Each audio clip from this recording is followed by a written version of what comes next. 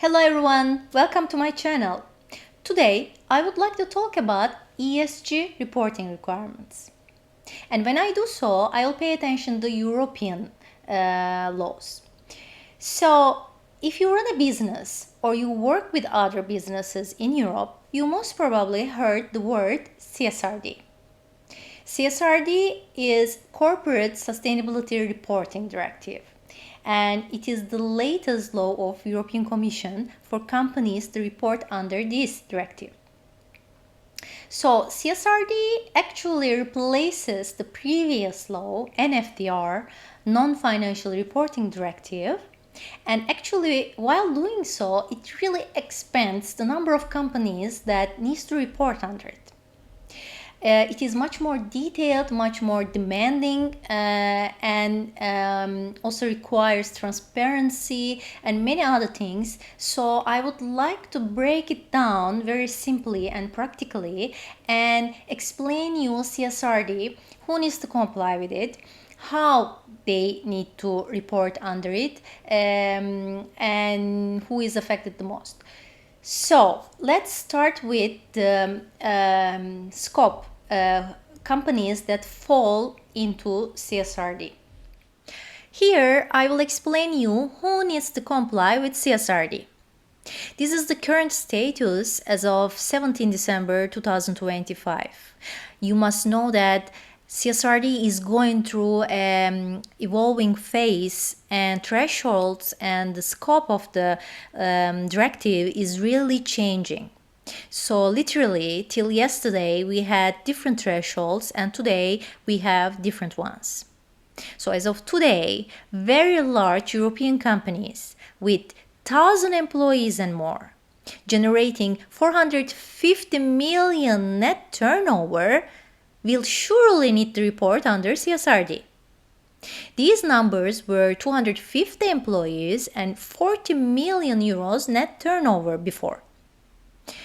Second of all, listed small medium enterprises are removed from the scope. Before they were included and they needed to report under CSRD, and now they are not anymore obliged to report. Third, non-European companies. Scope for them is being narrowed as well. Before, non-European companies who are generating at least 150 million euros in Europe needed to report under CSRD. However, as of today, this number is being rediscussed, and we are gonna see what will be the last thresholds in that category. And fourth is the category of companies not directly impacted by CSRD. And these are small medium enterprises, listed or not listed, micro enterprises, freelancers, and sole traders. So this is the most interesting category for me, because while for large companies thresholds are defined and increased, these small medium enterprises, although they are not obliged, they will feel the pressure by clients, banks, financial institutions, by companies that they collaborate with, the information to supply about their environmental and social impacts. First of all, if they are in the value chain of the bigger companies who need to comply with CSRD, they will need to supply some information to them. But there are many other factors why it's important for them to include, to integrate ESG factors in their business models. And for the rest of the video, I want to focus on this category and explain you why and how they can do that. So, first of all, supply chain pressure, right? Small medium enterprises supplying a service or product to larger companies, they are in their supply chain. And since these larger companies need to report under CSRD, they will be asked information by these parent companies. So they will be sent questionnaires, they will be asked about certain certifications if they have. They will be even asked about if they have suppliers, and those suppliers situations on environmental and social topics. So very much being in the value chain of larger companies affect actually these small medium enterprises. Also, if you have investors or if you are trying to get a loan from bank, you will be asked if you pay attention to environmental social governance topics, right? Because financial institutions really would like to finance companies that are environmental, they are paying attention to social norms, etc.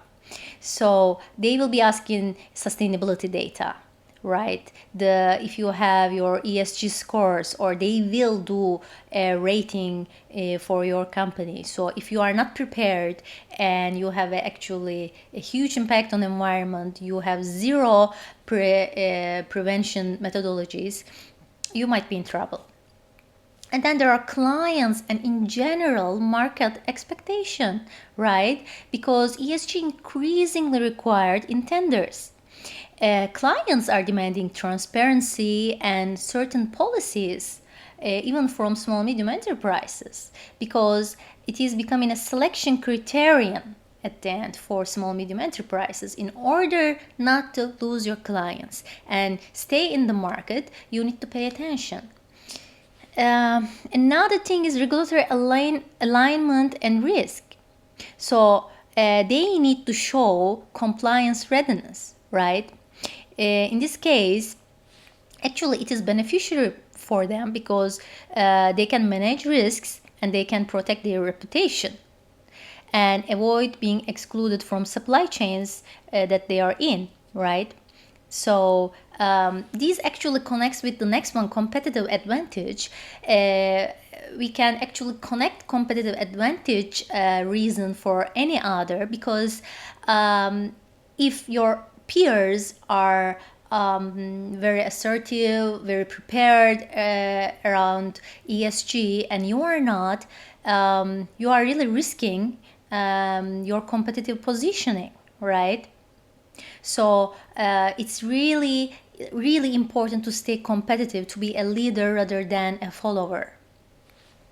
Okay, so now it is clear that why we need to pay attention to ESG if we are a small medium enterprise. Now I would like to explain how you can do that. There are standards called ESRS. So ESRS is European Sustainability Reporting Standards.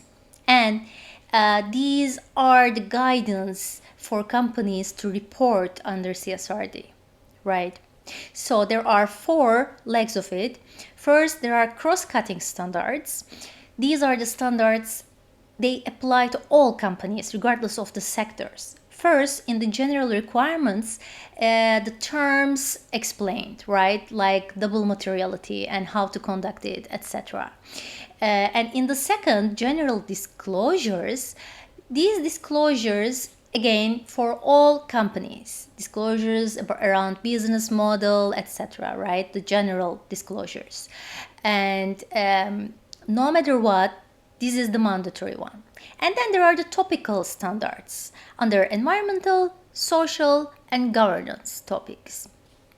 And in environmental standards, you see that there are 5 categories. There are ranging from climate change, pollution, water and marine resources, biodiversity and ecosystems, resource use, and circular economy. As you can imagine, this is very technical topic, and it requires some expert knowledge to conduct analysis, materiality analysis, and KPIs. And I must say the climate change is the most hardest one for all companies, because it's very detailed and it's one of the most prominent one, right? In the social standards, there are 4 subcategories. In the first one, they are asking information about your own workforce, your own employees. And the second one, as it is a value chain oriented standard, they are asking workers in your value chain.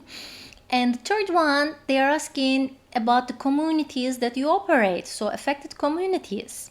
What is your impact, what you give or what you take from the communities? And then there are consumers and end users. In the governance standard, there is only one so far. It is called business conduct. Of course, it investigates about the policies, anti-bribery, anti-corruption, whistleblowing, etc. All these governance-related indicators. Okay, so I would like to talk about ESRS a bit more in the sense that why it is so unique, right? Because there were voluntary standards such as GRI, SASB, and they were voluntary and they were focusing on not so different but some different topics, right? They had some differences in terms of the scope. And here, what makes ESRS unique is because it's mandatory. It is not voluntary like GRI and SASB. And it requires audit. First, it needs limited assurance, but then, as phased in, more reasonable assurance will be demanded. So it's very important while companies report, they can really prove what they report when they write about your emissions, when they write about their social indicators. Everything must be approved by a third party. It is standardized, right?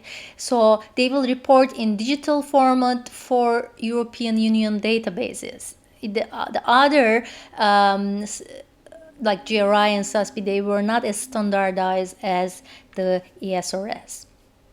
And it is value chain focused. So there is significant emphasis on upstream and downstream impacts, not only what happens within the borders of the company, but what happens, what enter and exit after company premises, right? So definitely it is much more detailed than other frameworks, especially on climate, water in the environmental topic, and the workforce on the social topic, and the governance topic. Much more detailed information demanded. So I just actually said about it, but I would like to again mention about GRI, SASB, and ESRS, because many of you might be thinking GRI and SASB is very widely known, and those were the most common frameworks followed to report sustainability in the sustainability area. And now there is ESRS, it is new. It is good to know which each of these frameworks actually encompass. So main focus of GRI was actually the impact on planet and people, right? Environmental and social impact of the companies. And SASB instead was focusing on what would impact financially companies, right? ESG risks and opportunities out there that might impact the company. And what ESRS actually combining this, and it is encompassing impact and financial materiality together. So companies, if they have, they will need to report double materiality. Audience-wise, GRI was much more broad, SASB was much more focused towards the capital markets and investors, and ESRS actually taking all of these audiences, all stakeholders, including regulators and investors. So it is really, that's why we say it is really detailed, and it is it has a huge audience. Scope-wise, GRI is globally applied and it's voluntary. SASB is globally applied and it's voluntary. While ESRS is mandatory for the companies who needs to report under CSRD. And those are mainly European companies, right?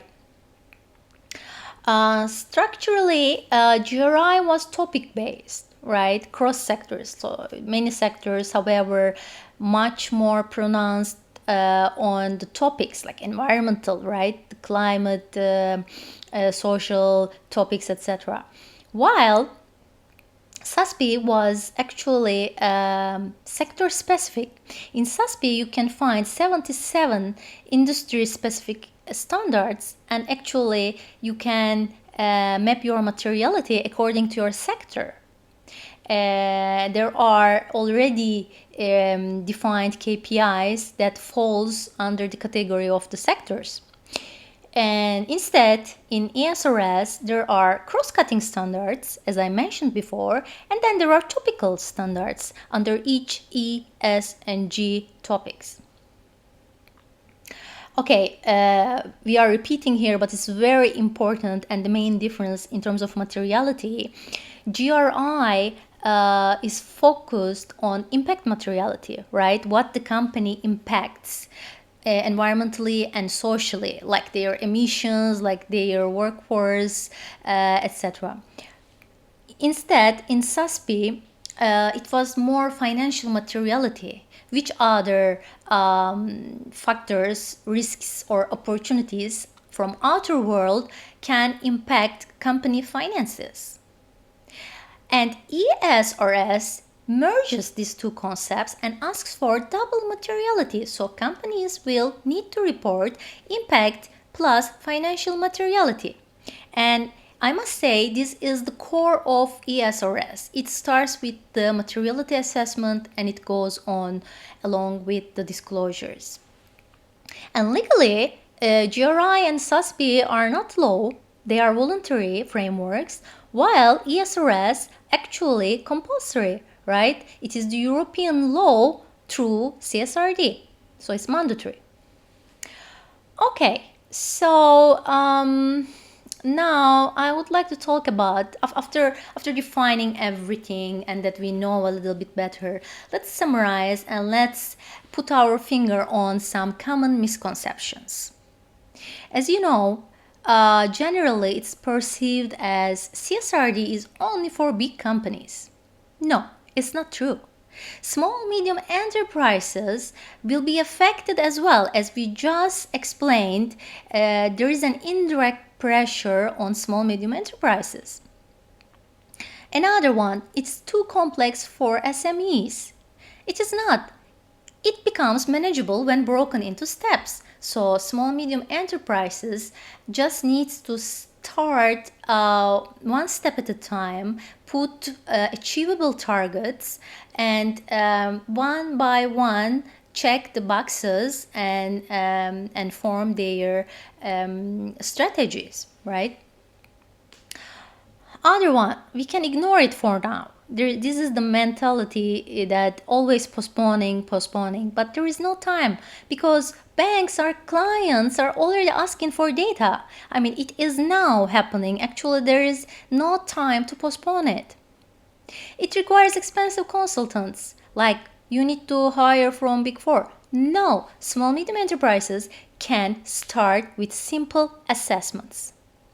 And actually, this brings the next conversation that I would like to do with you.